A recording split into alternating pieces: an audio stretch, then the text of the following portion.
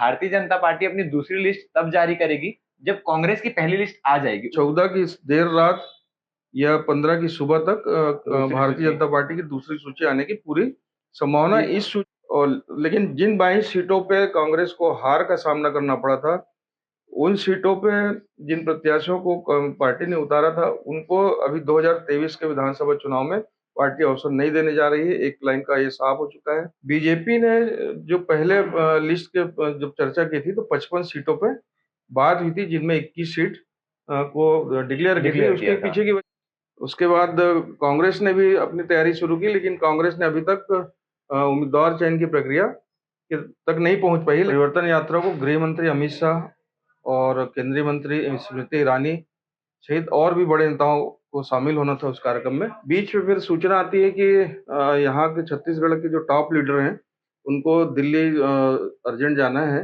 वहाँ भागे दौड़े दंतेवाड़ा से सारे नेता, सारे ओम तमाम बड़े माथुर लीडर। जी, डॉक्टर रमन सिंह, अरुण साव और जितने बड़े नेता थे सब दिल्ली रवाना हुए। तो इतने कम पीरियड में 2 बार प्रधानमंत्री जी का छत्तीसगढ़ आना होगा। लगभग 60 सीटों पे सहमति पार्टी की पार्टी नेताओं की केंद्रीय समिति की हो गई है। आचार संहिता के पहले अपने लगभग सभी उम्मीदवारों की घोषणा करके वो चुनाव मैदान में आएगी। लेकिन कांग्रेस को हंसी ठिठोली करने का मौका तो मिल ही गया है। तो मुख्यमंत्री भूपेश बघेल जी का बयान था कि हम सुरक्षा आपको जरूर देंगे, हम झीरम जैसी घटना नहीं होने देंगे। तो मतलब 40 सीटों पे कांग्रेस नए लोगों को मैदान में उतारने जा रही है। ये फार्मूला लगभग तैयार हो चुका है। जिन विधायकों के ऊपर आपराधिक मामला दर्ज है या जो भ्रष्टाचार के आरोप से घिरे हैं, ऐसे विधायकों को भी टिकट से वंचित होना पड़ सकता है नए फार्मूले के तहत। नमस्कार, मैं संजय। भिलाई टाइम्स देखना शुरू कर चुके हैं आप, और फ्रेम में आप जिन्हें देख पा रहे हैं, ये हैं आलोक तिवारी जी, हरिभूमि के ब्यूरो चीफ हैं। आज हम दोनों बैठे हैं क्योंकि पिछले कुछ दिनों में राजनीतिक गलियारों में कई सारे उथल-पुथल हुए हैं। अमित शाह जी का आगमन नहीं हो पाया क्योंकि भाजपा का परिवर्तन यात्रा चल रही है। इस यात्रा को हरी झंडी दिखाने अमित शाह जी आने वाले थे, मगर वो नहीं आ पाए किसी कारणवश। इसके साथ ही कांग्रेस ने एक बड़ा ऐलान किया है टिकट को लेकर। बीजेपी के भी टिकट आने की संभावना है। बहुत सारे विषय हैं, इसमें बात करेंगे। आलोक तिवारी जी को आप पहले से जानते हैं क्योंकि लगातार वो यशवंत साहू जी के साथ चुनावी चर्चा करते हैं। इनसे सारी बातें करेंगे कि क्या कुछ राजनीतिक गलियारों में चल रहा है। नमस्कार सर। भैया, सबसे पहले शुरुआत करते हैं परिवर्तन यात्रा से। संजय, 12 सितंबर को बस्तर दंतेवाड़ा मां दंतेश्वरी के धाम से भारतीय जनता पार्टी की विजय संकल्प के साथ एक परिवर्तन यात्रा निकली है। उस परिवर्तन यात्रा को गृह मंत्री अमित शाह और केंद्रीय मंत्री स्मृति ईरानी सहित और भी बड़े नेताओं को शामिल होना था उस कार्यक्रम में। लेकिन बीजेपी के कार्यक्रम में मौसम की खराबी की वजह बता करके अमित शाह जी नहीं आ पाए। स्मृति ईरानी पहुंची, लेकिन वो जगदलपुर तक पहुंची और जहां से यात्रा शुरू होनी थी वहां नहीं पहुंच पाई। तो प्रदेश के जो प्रभारी हैं ओम माथुर जी ने हरी झंडी दिखाई। उन्होंने यात्रा को हरी झंडी दिखाई। वहाँ एक सभा है जिसको डॉक्टर रमन सिंह और प्रदेश भाजपा के अध्यक्ष अरुण साव और भी सब बहुत सारे पार्टी के बड़े नेताओं ने संबोधित किया और वो यात्रा शुरू हुई। बीच में फिर सूचना आती है कि यहाँ के छत्तीसगढ़ के जो टॉप लीडर हैं, उनको दिल्ली अर्जेंट जाना है। वहाँ प्रधानमंत्री नरेंद्र मोदी जी की अध्यक्षता में चुनाव को लेकर के एक महत्वपूर्ण बैठक रखी गई। आप सबको शाम तक वहाँ पहुँचना है। चार्टर्ड प्लेन की पार्टी ने व्यवस्था की। भागे दौड़े दंतेवाड़ा से सारे नेता, ओम माथुर जी, डॉक्टर रमन सिंह, अरुण साव और जितने नितिन नवीन, जितने बड़े नेता थे सब दिल्ली रवाना हुए और यात्रा भी अपने शुरू हुई है। उस यात्रा को लीड नारायण चंदेल कर रहे हैं। 12 सितंबर से शुरू हुई है और एक यात्रा जसपुर से शुरू होगी।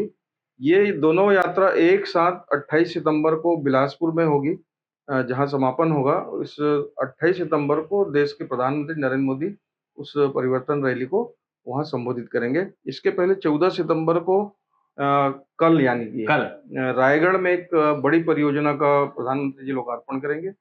और तो मतलब इतने कम पीरियड में 2 बार प्रधानमंत्री जी का छत्तीसगढ़ आना होगा। इसके पहले कल जो मंगलवार को जो बैठक हुई, रात को 10 बजे बैठक शुरू हुई, देर रात तक बैठक चली। आपको ध्यान होगा कि 16 अगस्त को भारतीय जनता पार्टी की कोर कमेटी, एक केंद्रीय कमेटी की बैठक हुई थी और अचानक 17 दिल्ली तारीख में को अचानक लिस्ट आ दिल्ली गई हुई थी। थी और 17 तारीख को पार्टी ने अप्रत्याशित रूप से पहली सूची उम्मीदवारों की जारी कर जिसमें दी गई 21 थी। लोगों के नाम शामिल थे। 21 लोगों का नाम शामिल था। राजनीतिक हलकों में काफी अचंभित हुए राजनीतिक हलकों के लोग। और उसके बाद कांग्रेस ने भी अपनी तैयारी शुरू की, लेकिन कांग्रेस ने अभी तक उम्मीदवार चयन की प्रक्रिया तक नहीं पहुंच पाई। लेकिन खैर कांग्रेस की चर्चा बाद में करेंगे। बीजेपी ने जो पहले लिस्ट के जब चर्चा की थी तो 55 सीटों पे बात हुई थी, जिनमें 21 सीट को डिक्लेयर की थी। डिक्लेयर उसके किया था। पीछे की वजह तो ये थी कि पार्टी ने 4 हिस्सों में 90 सीटों को बांटा था, ए बी सी डी। ए में उन सीटों को रखा गया था जिन सीटों को पार्टी हमेशा जीतती आ रही है। बी में वो थे जो कभी हारती कभी हारती कभी जीतती जीतती है। है। सी में वो थे जिसको दो दो चुनाव बारों से से नहीं जीत नहीं पाई जीत है। पाए थे। और सी में डी में डी में उस सीटों को रखा था जिनमें कभी पार्टी जीती ही नहीं है, जो भाजपा तो के हाथ में कभी आई ही नहीं कभी है। आई नहीं है। तो इन दोनों डी और सी को मिलाकर के 21 सीटें डिक्लेयर हुई थी। टोटल 55 सीटों पे उस समय बात हुई थी। इस बार अभी जो मंगलवार को चर्चा हुई, 90 सीटों पे पूरी चर्चा हुई है और लगभग लगभग 60 सीटों पे सहमति पार्टी की हो गई है। पार्टी नेताओं की केंद्रीय समिति की हो गई है। लेकिन बीजेपी कल या परसों में 14 तारीख को जब प्रधानमंत्री जी रायगढ़ रहेंगे, उनके आने के पहले या उनके जाने के बाद, मतलब जब रायगढ़ से रवाना हो जाएंगे, तो 14 की देर रात या 15 की सुबह तक भारतीय जनता पार्टी की दूसरी सूची आने की पूरी संभावना। इस सूची में मेरा जो अनुमान है, लगभग 20-21 लोगों का फिर से नाम रहेगा, जिनमें ज्यादातर सीटें बस्तर और सरगुजा संभाग की हैं और कुछ एक सीटें अपने दुर्ग जिले की भी हो सकती हैं, रायपुर की भी हो सकती हैं। एक कयास लगाए जा रहे थे कि भारतीय जनता पार्टी अपनी दूसरी लिस्ट तब जारी करेगी जब कांग्रेस की पहली लिस्ट आ जाएगी, उसका इंतजार हो रहा है। हाँ संजय, ऐसी चर्चा जरूर थी, पर कांग्रेस की प्रक्रिया लगातार डिले हो रही है। डिले इसलिए हो रही है भारतीय जनता पार्टी डिले करने के बिल्कुल मूड में नहीं है। छत्तीसगढ़ को अमित शाह खुद देख रहे हैं और अमित शाह अलग मूड से लड़ने की तैयारी में है। अलग मूड से मतलब बेहद आक्रामक होकर लड़ने की तैयारी में है।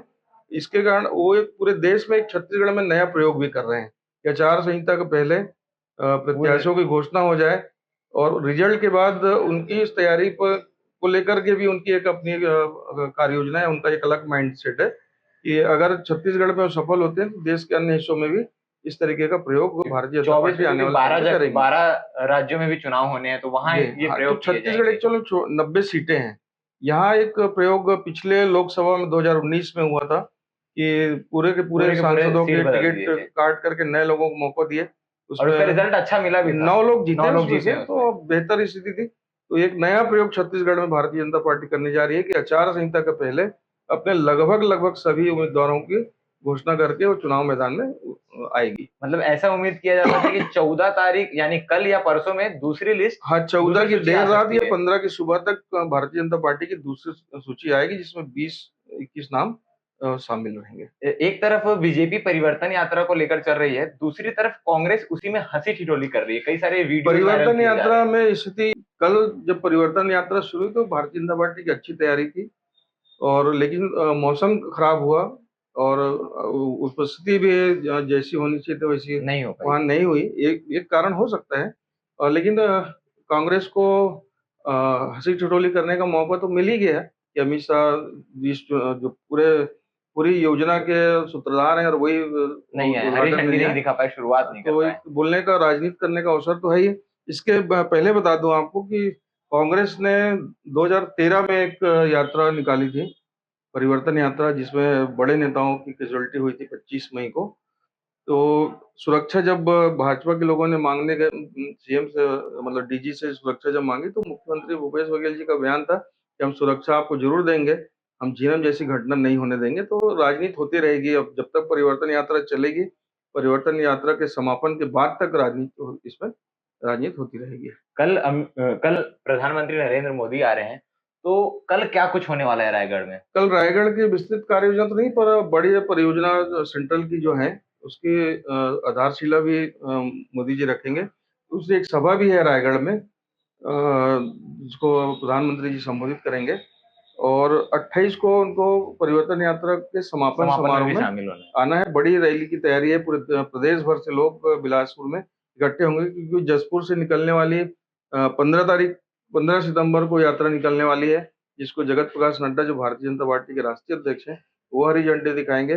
वो यात्रा और जो बस्तर से 12 तारीख को निकली है, वो दोनों यात्रा एक साथ बिलासपुर में समाहित होगी और बड़ी रैली और सभा के रूप में वो प्रधानमंत्री जी वहाँ भारतीय जनता पार्टी के चुनाव अभियान को आगाज अंजाम देंगे। इसी बीच में एक और चर्चा हुई है कि कांग्रेस ने अपना टिकट वितरण करने का फॉर्मूला बदला है। संजय, कांग्रेस की जो स्क्रीनिंग कमेटी है, अजय मकान जिसके चेयरमैन है, वो उनके साथ हाउस सीएम हाउस रायपुर में बैठक भी कांग्रेस के बड़े नेताओं की, जो केंद्रीय समिति चुनाव समिति में है और जो प्रदेश की चुनाव समिति में लोगों की हुई।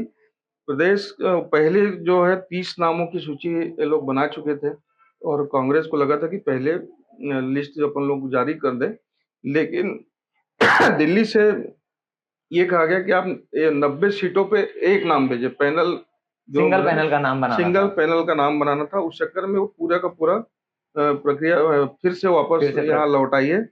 और अभी जो कल जो बैठक हुई कांग्रेस की, उसमें जो फार्मूला तय किया गया है कि 2018 में पूरे प्रदेश में कांग्रेस के पक्ष में हवा चली थी, एक प्रचंड लहर था, 68 सीट 2018 के चुनाव में जीती थी।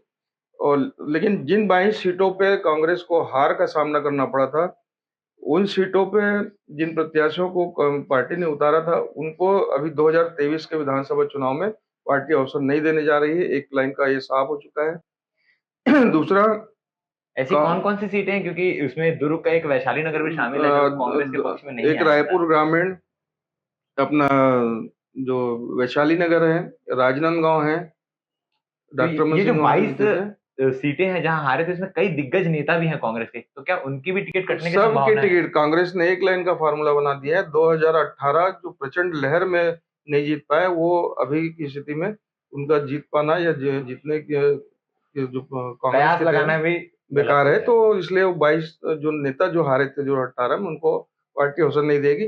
दूसरा, कांग्रेस ने जो इंटरनल सर्वे कराया, जिन विधायकों की स्थिति खराब है, उन विधायकों की भी टिकट कटने की स्थिति है। ऐसी संख्या 90 में 40 बताई जा रही, मतलब 40 सीटों पे कांग्रेस नए लोगों को मैदान में उतारने जा रही है। ये फार्मूला लगभग तैयार हो चुका है। तो ये अभी तक की अपडेट है। कांग्रेस जिन विधायकों की, सिटिंग विधायकों की टिकट काटने की बात कर रही है, उनमें किस तरीके के लोग शामिल हो सकते हैं? संजय, एक्चुअल में कांग्रेस ने जो फार्मूला बनाया है, ये है कि जिनकी ज्यादा स्थिति खराब है, पार्टी ने जो सर्वे कराया है, जो जीतने की स्थिति में नहीं है, वैसे विधायकों की टिकट कटने की संभावना है। जैसे मैं उदाहरण के तौर पे आपको बताना चाहूँ कि रांची में एक सीट है, शुक्ल बंधुओं की, श्यामाचरण जी की परंपरागत सीट रही है। अमतेश शुक्ला उनके बेटे अभी वहां से विधायक हैं, बड़े अंतर से पिछला चुनाव भी जीते थे 2018, लेकिन सर्वे में लगातार उनको रिपोर्ट ठीक नहीं आ रही है। तो वहाँ जैसे कांग्रेस के पास पुष्पा जगन्नाथ साहू अभी जनपद अध्यक्ष जो है, और वहाँ चूंकि भारतीय जनता पार्टी ने रोहित साहू को अवसर दिया है, इसलिए साहू समाज की तरफ से भी एक प्रत्याशी कांग्रेस दे सकती है वहां पर, पुष्पा जगन्नाथ साहू। और अमतेश शुक्ला को हो सकता है कि बाद में लोकसभा महासमुंद की सीट पे एडजस्ट किया जाए। ये भी एक फार्मूला हो सकता है। दूसरा, जिन विधायकों के ऊपर आपराधिक मामला दर्ज है या जो भ्रष्टाचार के आरोप से घिरे हैं, ऐसे विधायकों को भी टिकट से वंचित होना पड़ सकता है नए फार्मूले के तहत। अब ये देखना है कि किन किन विधायकों को। और कांग्रेस के बाद जो सूचना है, जो रिपोर्ट है, वो 40 से 45 विधायकों की स्थिति बेहद खराब है, जिनमें 5-6 मंत्री भी शामिल हैं। क्या मंत्रियों की टिकट कटेगी, क्या विधायकों की टिकट कटेगी? अगर विधायकों की टिकट कटेगी तो पार्टी के लिए एक अच्छा वातावरण नए लोगों को अवसर देने से बनेगा। तो सारी चीजों पर खुलकर चर्चा हो गई, चाहे वो बीजेपी की परिवर्तन यात्रा हो या भाजपा की टिकट हो, कांग्रेस की टिकट हो, किन विधायकों की टिकट कट सकती है, इस पे भी बात हो गई है। और जो 22 सीटें कांग्रेस हारी थी, उन सभी लोगों को टिकट नहीं मिलने वाली है, ऐसे कांग्रेस की तरफ से जो बातें हैं उनपे भी चर्चा हो गई। आगे क्या कुछ राजनीतिक गलियारों से निकल कर आएगा, हम फिर से आलोक तिवारी जी के साथ बैठेंगे और चर्चा करेंगे कि क्या कुछ राजनीतिक गलियारों में नया आने वाला है। क्योंकि 15 तारीख को या 14 तारीख की रात को बीजेपी की दूसरी लिस्ट आने की आशंकाएं जताई जा रही है, आ सकती है, क्योंकि बैठक बुलाई गई है दिल्ली में आगे क्या कुछ होता है अपडेट के लिए भिलाई टाइम्स के चैनल को सब्सक्राइब करना ना भूलें। धन्यवाद।